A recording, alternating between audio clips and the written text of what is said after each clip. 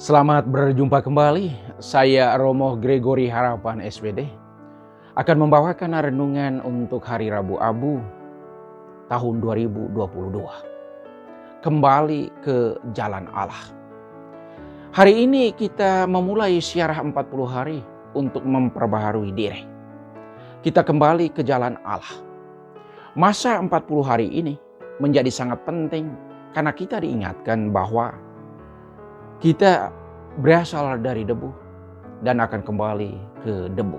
Hanya debulah aku di alas kakimu Tuhan. Ungkapan ini menunjukkan ketakberdayaan kita tanpa Tuhan. Kita membutuhkan rahmat dan kerahimannya. Kita membutuhkan Tuhan agar kita menjadi utuh kembali. Hidup kita kadang seperti bejana tanah liat yang rapuh dan mudah retak, bahkan mudah pecah. Kita memerlukan tangan kasih Allah untuk memolesnya kembali agar menjadi utuh. Unsur dominan yang kita alami dalam masa tobat adalah doa, puasa, dan amal kasih. Kita lihat kembali kehidupan doa selama ini. Jarak kita dengan Allah hanya sebatas doa. Di saat kita berdoa, pada waktu itu kita ada bersama Allah. Kita datang mengetuk hati Allah untuk membukakan pintu kerahimannya bagi kita. Orang yang berdosa, yang hina dan tak berdaya ini. Ego diri sering menghantar kita jauh dari Allah. Ego yang sama membuat kita semakin mengikuti keinginan duniawi. Kembalilah kepadaku sambil menangis. Demikian ajakan Yoel. Bisa kita baca dalam kitab Yoel bab 2. Ayat 12 sampai 18. Yoel muncul dan berbicara di tengah bangsa Israel di saat wabah belalang menyerang dan memusnahkan semua tanaman mereka. Mereka menderita kelaparan hebat. Dalam perjanjian lama, semua tulah atau bencana yang terjadi itu diakibatkan oleh karena dosa. Saya pikir apa yang diingatkan oleh perjanjian lama itu benar. Banjir terjadi karena dosa tidak menghormati lingkungan dan bertindak semena-mena terhadap alam. Pohon ditebang serampangan. Ikan air tawar makin berkurang dan bahkan punah. Karena dosa membuang limbah rumah tangga dan industri ke sungai. Masih banyak lagi contoh. Dosa yang dibuat manusia bisa multidimensi. Orang mengira dosa hanya kepada Tuhan. Padahal dosa itu multi wajah. Ia bisa terjadi bersamaan kepada Tuhan, kepada sesama, diri sendiri, dan lingkungan sekitar. Yang menyedihkan adalah orang tidak pernah sadar bahwa ia sedang mencederai hubungannya dengan yang lain. Dengan Tuhan, sesama, dan alam sekitar. Dosa kepada Tuhan, yaitu dengan melawan kehendak-Nya. Tidak mengindahkan firman-Nya. Dan kita lari dari jalan Tuhan dan mengikuti jalan ciptaan dan kesenangan kita sendiri. Dosa kepada sesama multi wajah, banyak bentuknya. Seperti ketidakadilan, pemerasan, melanggar hak asasi sesama, pertengkaran, cemburu, iri hati, dengki, dendam, gosip, mencuri, merampok, menakut-nakuti, menelantarkan, mengabaikan serta melupakan apa yang menjadi hak orang lain. Kadang yang ditelantarkan dan diabaikan adalah anggota keluarga sendiri, anak, istri, dan bahkan suami. Dosa terhadap diri sendiri, tidak menjaga martabat diri sebagai kenisa Allah, mencemari diri dengan perlakuan yang tidak terpuji, mengikuti kesenangan diri walaupun itu dalam jangka panjang membawa petaka dan maut. Misalnya alkoholik, ketergantungan pada saat-saat adiktif, atau hiburan yang tidak sehat. Dosa terhadap lingkungan sekitar. Misalnya menebang pohon secara serampangan, membakar hutan, membuang sampah di sembarang tempat, membangun sesuatu yang merugikan orang lain sehingga terjadi banjir, lingkungan kotor dan tercemar. Kita membuang limbah usaha atau industri ke sungai. lingkungan tercemar, lingkungan kita telanjangi sehingga tandus dan meranggas. Di saat musim hujan datang, terjadi longsor dan banjir di mana-mana. Itu salah siapa? Ternyata ulah manusia sendiri. Ia melamar untuk mati sebelum waktunya. Kita manusia kadang secara tidak sadar mengundang maut untuk segera datang, mengajak kematian untuk segera menjemput.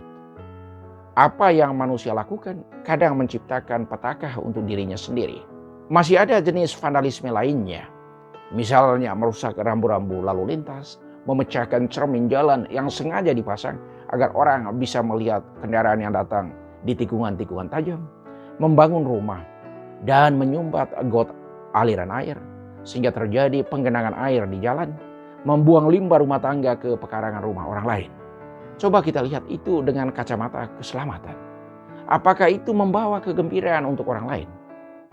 Egoisme kita kadang mendatangkan bencana serta petaka untuk orang lain. Karena itu Nabi Yoel mengajak kita agar kembalilah kepada Yahweh, Sang Pengasih dan Penyayang. Sekarang ini juga dengan segenap hatimu, sambil berpuasa, sambil menangis dan berkabung. Koyakkanlah hatimu, bukan pakaianmu.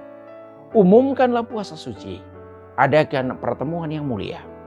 Yoel kembali menggugah kesadaran kita agar berubah, bertobat. Pertama-tama yang perlu kita ubah adalah cara pikir kita, mindset kita.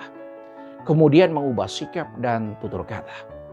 Terlalu banyak orang di sekitar kita yang hidup dengan mindset negatif. Segala sesuatu itu mulai dari alam pikiran. Untuk kita sukses atau gagal, menjadi baik atau buruk, awalnya mulai dalam pikiran. Orang baru mulai bicara saja, mereka mulai dengan kata negatif. Persoalannya, masalahnya, saya tidak bisa, saya tidak tahu, dan banyak tidak lainnya. Kita harus ganti kata-kata negatif itu. Persoalannya diganti dengan kenyataannya. Ada hal yang perlu dipikirkan. Kata masalahnya kita ganti dengan situasinya. Saya tidak bisa, kita ganti dengan saya belum bisa. Masih ada celah untuk perubahan. Saya tidak tahu, kita ganti dengan saya butuh belajar lagi. Mari kita budayakan cara berpikir positif dengan menggunakan kata-kata positif. Sikap positif itu lahir dari kata-kata positif yang bermula pada berpikir positif tentang segala sesuatu. Hindari dalam keseharian kita untuk menggunakan kata-kata negatif. Karena kata-kata negatif melemahkan semangat juang kita. Bahasamu adalah karaktermu. Wow, sebegitu dahsyatkah?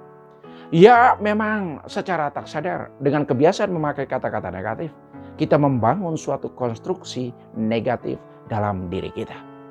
Mari berubah. Masih ada waktu. Kita belum terlambat. Hindarilah segala sesuatu yang kita buat dengan maksud untuk dipuji, untuk dilihat, dan untuk mengundang decak kagum orang lain. Bisa dibaca dalam Matius bab 6 ayat 1-6, ayat 16-18. Jangan kamu melakukan kewajiban agamamu di depan mata orang untuk dilihat orang. Kalau memberi sesuatu kepada orang miskin, jangan supaya dipuji orang. Melakukan amal kasih yang lahir dari kesadaran hati yang tulus. Jangan tangan kirimu mengetahui apa yang dibuat oleh tangan kananmu. Berdoa jangan untuk dilihat orang. Masuklah dalam kamar dan berdoalah. Kalau berpuasa janganlah membuat mukamu muram, tetapi basuhlah mukamu dan tampillah gembira. Kita harus gembira dengan puasa yang kita buat. Di sini Yesus menampilkan 3 keutamaan biblis untuk semua orang Katolik, yaitu doa, puasa, dan amal kasih. Ketiga hal ini saling membantu dan mendukung satu sama lainnya. Orang yang tekun berdoa, pasti mereka bisa berpuasa. Orang yang rajin berdoa dan tekun berpuasa, pasti selalu memberikan amal kasih dengan senang hati, tanpa ada maksud untuk dipuji orang.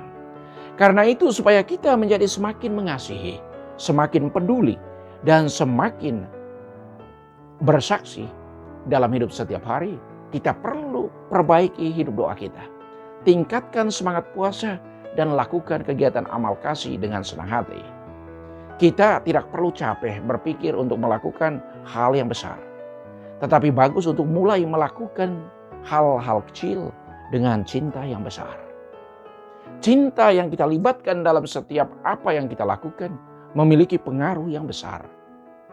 Doa dengan cinta, puasa dengan cinta, dan memberi dengan cinta pasti akan mengubah hidup kita menjadi semakin baik. Pada gilirannya kita akan menghasilkan buah-buah kebaikan. Menampilkan diri sebagai utusan Kristus bisa dibaca dalam surat Rasul Paulus kepada umat di Korintus. 2 Korintus bab 5 ayat 20 sampai bab 6 ayat 2. Paulus mengajak kita untuk menampilkan diri sebagai utusan Kristus. Allah membuat Yesus memikul dosa-dosa kita. Misteri salib menjadi pintu keselamatan untuk setiap orang yang percaya. Jangan sia-sia kamu menerima rahmat Allah. Dalam kitab suci Allah bersabda, pada waktu yang diperkenankan aku akan mendengarkan kamu. Pada hari penyelamatan aku akan menolong kamu. Inilah waktu yang diperkenankan. Inilah hari penyelamatan. Sadar atau tidak, kita semua adalah wakil Kristus di dunia ini. Kita menerima martabat ini melalui sakramen pembaptisan. Kepada kita diserahkan tugas untuk menjadi perpanjangan tangan dan kasih Kristus kepada siapa saja yang kita jumpai setiap hari. Misi kita yaitu, semoga hiduplah hati Yesus dalam hati semua orang dan lenyaplah kekuasaan dosa. Mari kita menggunakan masa Prapaskah ini sebagai masa retret agung, masa untuk membenah diri. Selama 40 hari ini kita berjuang untuk berubah dari segala hal negatif yang kita miliki. Kita tingkatkan mutu dan frekuensi doa dengan cinta. Kita membangun komitmen untuk berpuasa dari apa yang membuat kita sungguh tergantung dengannya selama ini. Mari kita beralih dari puasa makanan, minuman, ke puasa kebiasaan. Beralih ke puasa kebiasaan.